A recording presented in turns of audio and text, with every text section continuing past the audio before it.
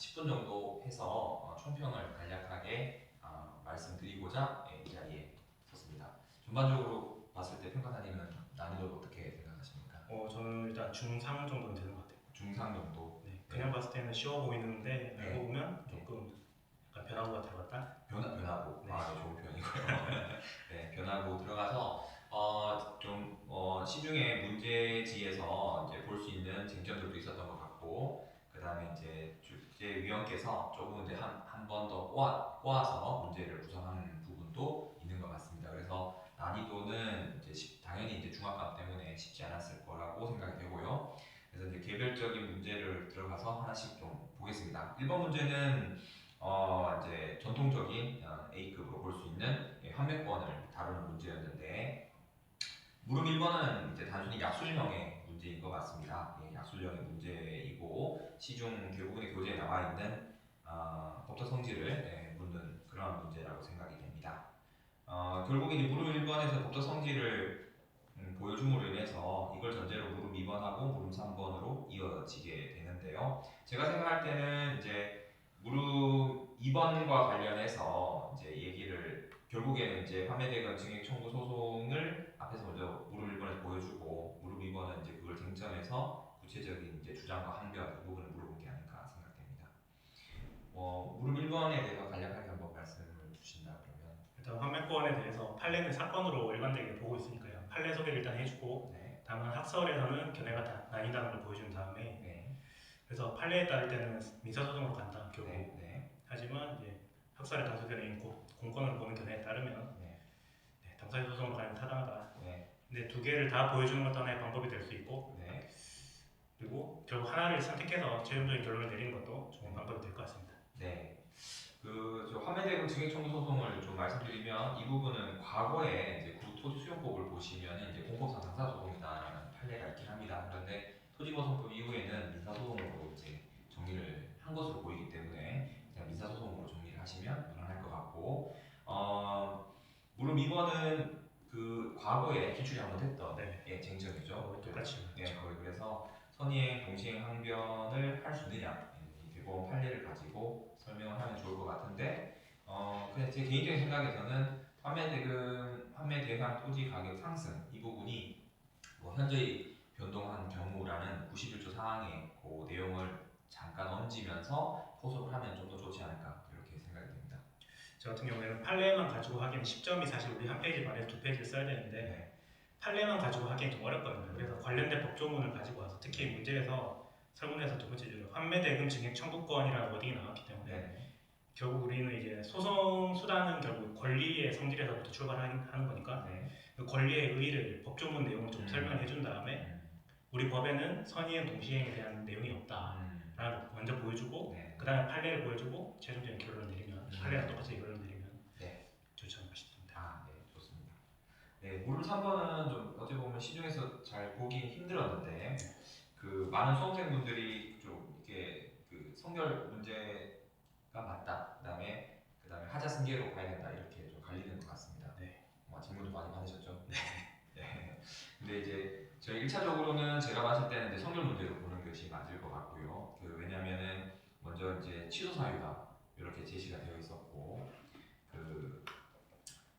하자 승계로 간다면은 이제 선행 후행 처분이 있어야 될 것인데 선행된 처분은 수용되기로 남아 있었지만 후행 행정 행위로 볼 수 있는 처분이 제시가 되지 않았기 때문에 아마 성결 문제로 푸는 것이 출제 의도에 부합하지 않는가 이렇게 생각이 됩니다. 이게 아마 문제 마지막 단서에서 불가증력이라는 단어가 나왔어요. 그래서 이걸 보고 아마도 시험장에서는 누구나 아는 단어가 나오면 흥분할 수밖에 없거든요. 불가증력 당연히 공부를 열심히 한 수험생이라면 하자승계가 떠오를 수밖에 없습니다.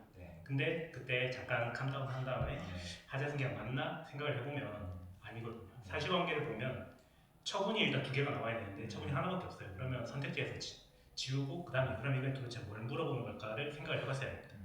그랬을 때는 성결 문제가 주요 쟁점이지 않을까. 그래서 제가 좀 개인적으로 생각하는 부분은 무릎 1번에서 그 해당 환매대금 증액 청구 소송의 법적 성질을 판례에 따라서 민사소송으로 정리를 하면 무릎 3번 같은 경우에는 수용재결에서 발생하는 사건이기 때문에 수용재결 행정처분으로서 행정법원에서 다투어줘야 될 것이지만 무릎 1번에서 민사소송을 정리했기 때문에 행정법원에서 해야 될 사건을 민사법원으로 가져왔기 때문에 당연히 이제 성별 문제를 한번 생각해 볼 수 있는 것이 아닌가 이렇게 생각이 되고요. 네, 그리고 이제 실제 이런 소송도 실제로 많이 수행을 하고 있는데 이긴 적은 없습니다. 취소 사유라고 하면 이긴 적이 없기 때문에 이거는 성별 문제를 보는 것이 무난하지 않은 생각입니다. 네, 무릎 2번으로 들어가면 무릎 2번은 개별 공식과 정정 이 부분인데 무릎 1번이 무릎 1번, 무릎 2번 다 이제 그 판례도 관련된 판례도 조금씩 있고 관련 규정을 좀 해석해서 풀 수 있는 문제인 것 같습니다. 좀 소개해 주시면 어떠실까요? 일단 문제 1번 같은 경우에는 되게 옛날 판례입니다. 2000년 초반대 판례인데요. 이게 개별공시가 정정을 신청을 했는데 행정청에서 이제 장관이 행정청에서 불가하다는 결정 통지를 내렸는데 이 통지가 처분인지 아닌지에 대한 판례가 있는데 물론 20몇 년 전의 판례까지 찾아서 공부하면 물론 당연히 저희 같은 강사들이 해주겠지만 어쨌든 저 같은 경우에 이걸 일단 불가 결정이라고 했기 때문에 거부잖아요.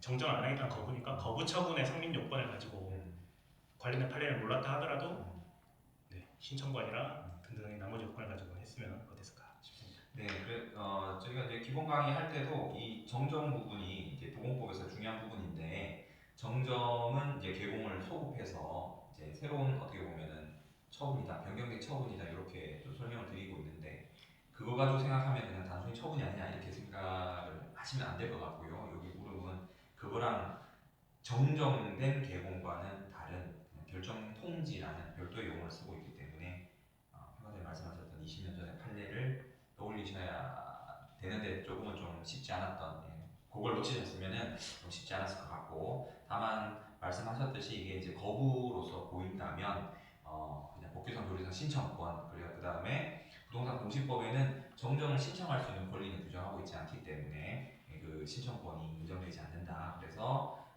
거부의 처분성 요건을 갖추고 있지 않기 때문에 취소소송 제기할 대상이 되지 않는다. 뭐 이렇게 논리를 흘러가면은 어떨까 싶습니다. 무릎 2번에 대해서는 주장이 두 가지 나와 있습니다. 그래서 주장을 1번, 2번 전부 다 하나씩은 개별적으로 포섭을 해야 될 것 같은데 선생님 의견 주시면 어떤 게 있을까요? 네, 일단 1번 같은 경우에는 첫 번째 주장 같은 경우에는 법조문을 가지고 걸고 넘어지고 있거든요. 법조문에서 열거를 하고 있습니다. 뭐 틀린 계산 오기 등등. 근데 이게 과연 한정적인 열거인지 아니면 단순히 예시에 불과해서 이것들 이외에도 행정청이 직권으로 판단해서 정정을 할 수 있는 건지에 대한 법조문에 대한 해석이 좀 필요했을 것 같고요. 그랬을 때 이걸 한정적 열거로 본다면 이 사람 주장이 맞는데 그게 아니라면 타당하지 않을 것이다. 네. 그래서 이제 무릎 2번 같은 경우에는 이거는 이제 개공 정정에 판례가 말한 소급표를 가지고 이제 한번 해석해 볼 수 있는 문제가 아닌가 생각이 됩니다. 이렇게 하면 간단하게 2번을 말씀드릴 수 있을 것 같고요. 문제 3번은 이제 감정평가법으로 들어오게 되는데 똑같이 무릎 1번, 2번 두 가지가 나눴습니다.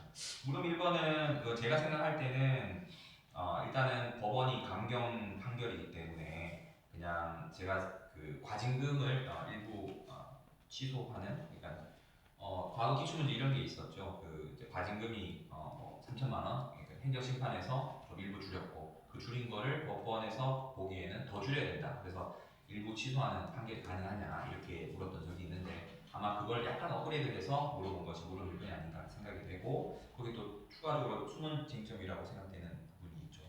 네, 일단 징계처분의 법적 성질을 먼저 적어줘야 되고요. 재량행위이기 때문에 변호사님 말씀하신 법원에서 일부 취소 판결을 할 수 있느냐는 재량행위인 경우의 이야기거든요. 일단 그 얘기가 법적 성질이 먼저 나와야 될 것 같고 그리고 여기서 눈여겨봐야 될 게 고의라는 단어. 그건 이게 저희 이 참조 조문을 제시가 안 됐지만 우리 평가사법 시행령 별표 3에 보면 가중감경 사유가 나열이 되어 있습니다. 근데 그 중에 가중감경하면 안 되는 사유 중에 하나가 고의인 경우가 적혀 있어요. 그래서 고의인 경우에는 감경하면 이렇게 이제 감경하려면 그렇죠.